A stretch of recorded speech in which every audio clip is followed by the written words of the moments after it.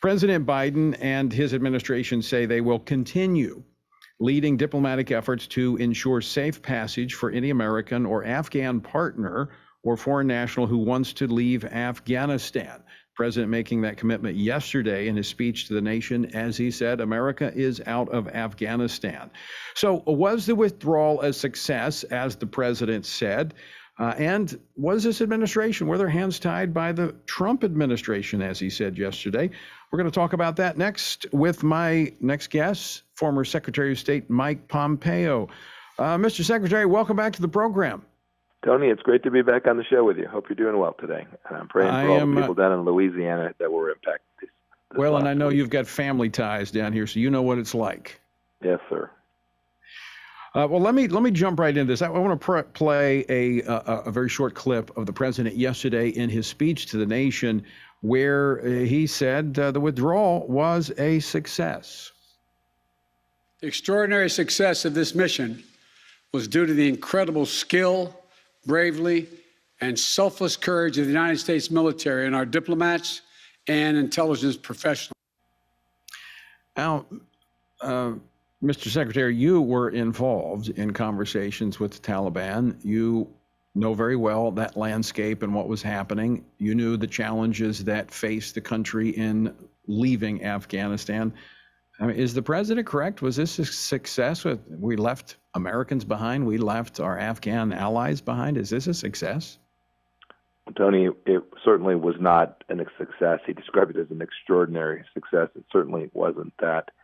It wasn't even a success by his own metrics, right? He'd promised that he would get every American home and didn't deliver on that. It didn't have to be this way, Tony. The truth of the matter is he chose a political deadline, originally September 11th, right? That's an important day in American history. He chose an arbitrary political deadline and said, we're going to be out by this time, but didn't account for the conditions. And if you ask the central difference between how President Trump and I approached this problem set and how President Biden and his team approached it, they were determined to set a date certain. And while we are thrilled and we think it's the right thing to do that we've got our young men and women home from this 20-year struggle in Afghanistan, the exit, the messiness, the absence of coordination, the poor planning, and then the ultimate result, which was the loss of 13 American lives. Now Americans still on the ground behind a bunch of equipment in the hands of the Taliban butchers. Those didn't have to be. The conditions-based withdrawal that President Trump and I had worked on for an awfully long time was the right path forward. Sadly, they threw out the conditions and simply withdrew, and you can see the debacle that has resulted from that. I want to be very clear about that, because I don't think there's any difference of opinion there in terms it was time for America to get out of Afghanistan. We'd been there for 20 years. At some point in time, we had to end it and get out. That's what the Trump administration had been in discussions about. So I don't think there's any issue there. It's how we got out and what occurred as a result of that. But I'm going to go back, because I want to address this issue, because several times yesterday in the president's speech, he pointed back to the previous administration, his predecessor, and I'm going to quote from him. My predecessor had made a deal with the Taliban. When I came into office, we faced a deadline, May 1st. The Taliban onslaught was coming. We faced one of two choices: follow the agreement of the previous administration and extend it I'm just reading the transcript, or extend it to more time for people to get out, or send in thousands of more troops and escalate the war. Was that the two choices? No, that's a false choice. And President Biden knows better than that. He knows that what he said there is not reflective remotely of what they found when they came in on noon on January 20th. We'd worked with the Afghans in the north. I spoke with them. I spoke with NGOs, women's groups, religious groups. We spoke with every Afghani constituency that we could find, including the Taliban, and we set down conditions for each of them, the things that would have to take place before America could fully depart. And we worked it. We worked it for 2.5 years while I was Secretary of State. We went from about 15,000 to about 8,600. We stopped, we paused, we evaluated the conditions. We made another decision. It would go about 4,500 to see if we could still maintain the order and stability and protect America's interests. We did so successfully. And then President Trump, who wanted to get everyone out, made the decision to go to about 2,600 or so. And again, we evaluated the conditions, and when we left that day, that's where it was. We entered into agreements with the Afghan government and with the Taliban back in February of 2020 those understandings said, if you meet these conditions, America will do the following things. These conditions were to deliver on the things that matter to the American people, keep our soldiers safe, make sure we could get everyone out, break with al-Qaeda, all of the things that we demanded of the Taliban. And the president had no obligation to withdraw those troops on a date certain. We never put a date certain in place. I don't think President Trump would have ever directed me to have done that. And when you do that, when you pull out of Bagram, when you tell the bad guys this is the day we're leaving, you see precisely the kinds of results that we got. So what was the May 1st date that he made reference to? He kept making reference to. This was a target date that was set out in the agreement, both with the Afghans and with the Taliban. It was the target date. This is the day that if you all do the things that are outlined in this agreement, this is the day that we think we can remove all of our forces. But as you well know, it didn't proceed that way. It certainly didn't proceed that way in January on our watch. But President Biden didn't pull out in May either. So the idea that they had to either be out in May or reinforced with tens of thousands more troops is just false on its face. It's factually inaccurate. It's not what President Biden actually even did. No, these were a set of conditions, and each time we made clear to the Taliban, you harm an American, you put an American at risk, we're going to impose real costs on you. And we did that. There were, Tony, several times that the Taliban moved in places they weren't supposed to move, consistent with their promises, and when they did so, we rained American power on them. We had a model set up. It worked. It delivered the outcome. We were down to 2,500 soldiers, Tony, and we still didn't have Kabul overrun. We didn't have provincial capitals overrun. We still had 0 attacks on any American. We had not an American killed in the last 18 months. It was only when President Biden made the fateful decision to pick that date certain and withdraw everybody before we had all the Americans out, before we had the conditions right, that you saw this tragically executed withdrawal. I want to go back to you. In fact, I think you got some criticism from your conversations with the Taliban and working to get out of Afghanistan, even from conservatives back when that was taking place. Were the let me go back. Were the Taliban leaders, were they meeting the criteria that the Trump administration had set out so that you felt like there was a point in time in which we were going to be able to successfully remove all American presence from Afghanistan?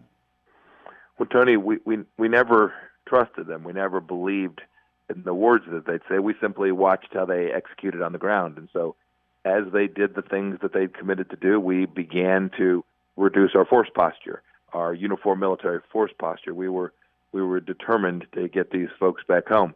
But we were mindful each time that it had to be based on conditions that we had laid out for them, the demands that we had made from them. We never promised them any money. We didn't bribe them. We didn't suggest that we had leverage by providing American taxpayer resources. We simply said, if you don't do these things, we're going to impose real costs on them. And so we did not get, Tony, during our time, we did not get to the conditions where we felt comfortable that we could complete the withdrawal of our forces. And so President Trump never instructed us to do that. We maintained the posture, the deterrence posture that would deliver on behalf of the United States of America, all the while working to try to convince the Taliban and the other Afghans too. We shouldn't focus just on them. There are lots of bad guys in the region, to convince the others that are part of what will ultimately have to be an Afghan reconciliation. I pray that takes place quickly. I'm not optimistic, but I pray for it. We've got Christians at risk. We know all of these things. We were working to deliver those set of conditions. They did not occur before we departed office, and therefore we made the decision that we weren't going to leave until they got them done. Well, you made in the previous segment, as we were wrapping up, you said basically 2,500 troops that were there. That footprint was there. It secured the airport, it secured the base, and no attacks on Americans. I mean, that's a small price to pay for peace. I know we didn't want to be there eternally, but when you look at the chaos that has ensued and the lives, quite frankly, I think are going to be lost of religious minorities and others as a result of the debacle of our retreat. It seems like we could have stayed a little bit longer with those 2,500 troops to hold them at bay, and not to mention the strategic nature of that air base that's there. Tony, I think that's true. We didn't, when we left in January, we didn't have a date where we could see that we could pick out on the calendar. We didn't see the date that those conditions would be met. You always live in hope that you'll get to that place and get there as quickly as you can. But we hadn't yet been able to see that we thought there was a pathway forward to the date. But we knew this too. The other thing that was different was the Taliban knew. The Taliban clearly knew that President Trump and our team was prepared to impose costs on them. This is the difference. This is why I think we were able to hold that deterrence model with just a couple thousand folks on the ground, and the Biden administration couldn't do so. The Taliban came to see that they could push at a checkpoint, push in a provincial capital, push in a community, and America would withdraw. And when you push and withdraw, they see weakness, and so they began to roll up other parts of the country and ultimately put pressure on the capital in Kabul.